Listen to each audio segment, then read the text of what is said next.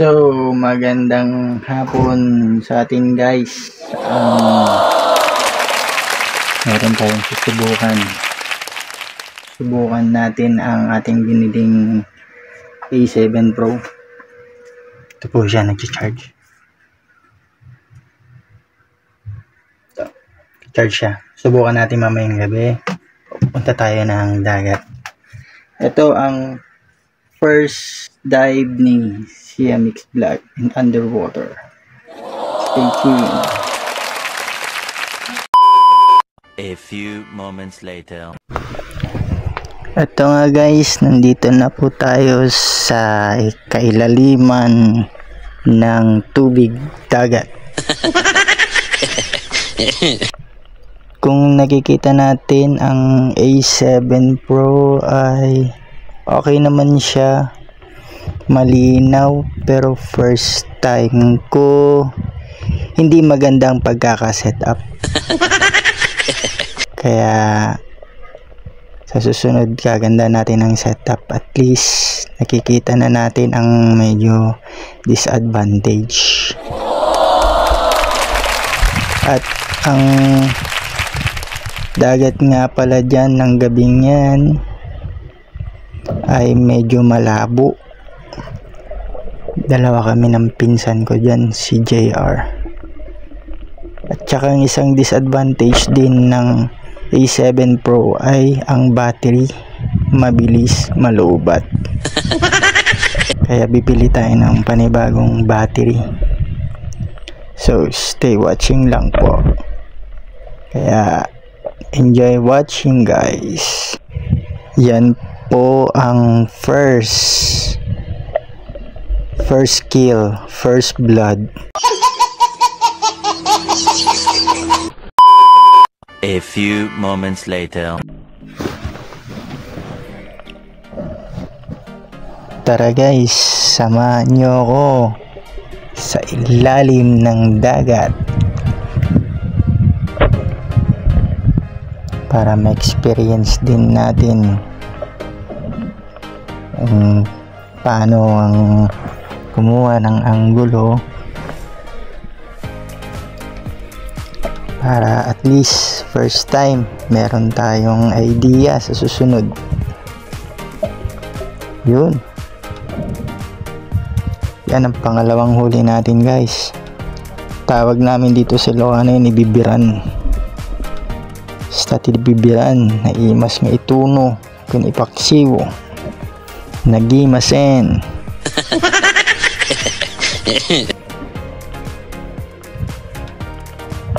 Medyo nalibag gamin tibay-bay, so nga baglagi din ta napigsan ti flashlighten. Kasi ano kinapigsan ti flashlight, so makinapigsan na kumunot ti battery. Samahan nyo lang ako guys hanggang sa dulo. Let's go!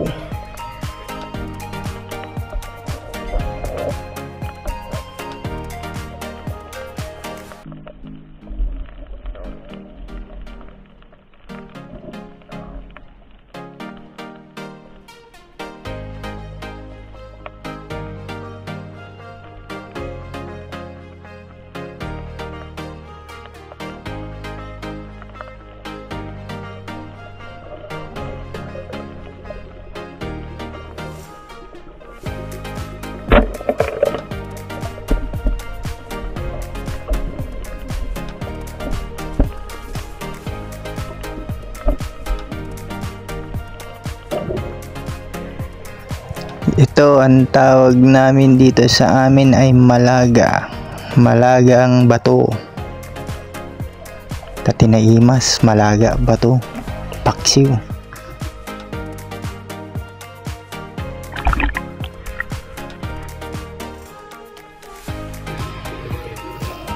Shout out nga pala kay Joel Calip. Boss, ito na request mo. Underwater night spear fishing, boss. Ito na request mo. Thank you very much. Shout out sa'yo, Lodi.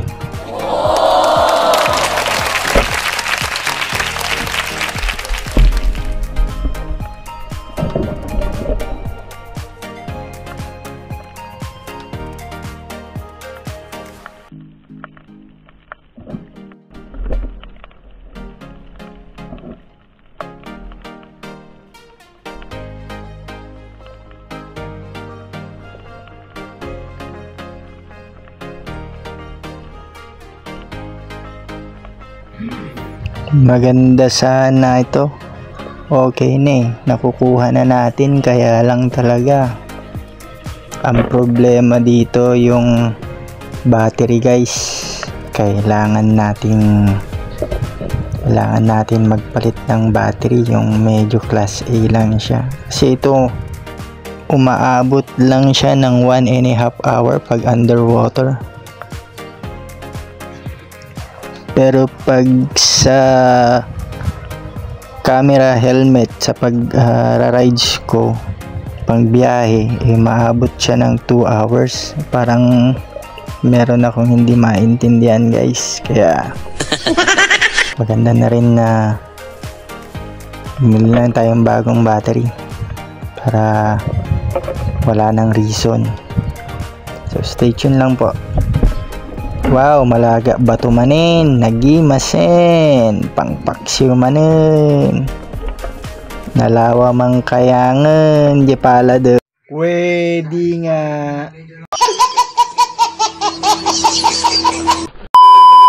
A few moments later.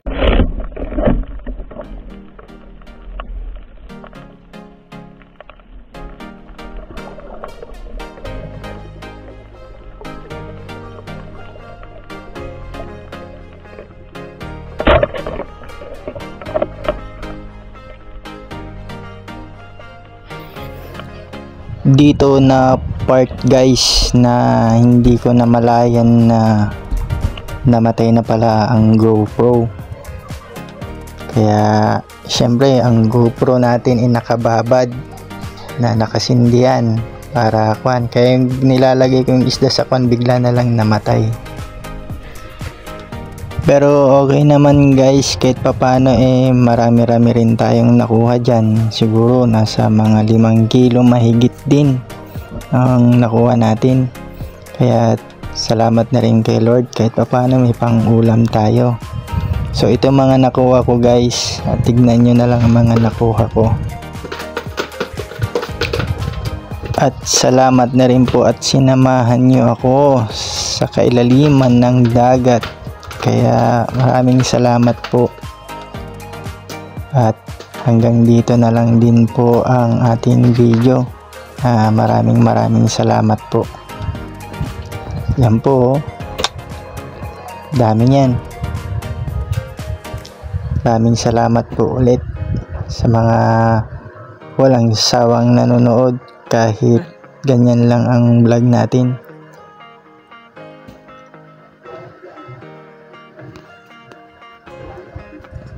Marami pa yan guys, may mga sungayan pa yan, good size, hindi naman kwan, puro good size lahat yan. Iniwalay ko na yung mga malagang bato, mga sarap pang ihaw yan gimas pang tuno, sa usaw tisoy kan kwa. Okay guys, hanggang dito na lang po. Maraming salamat sa inyong lahat.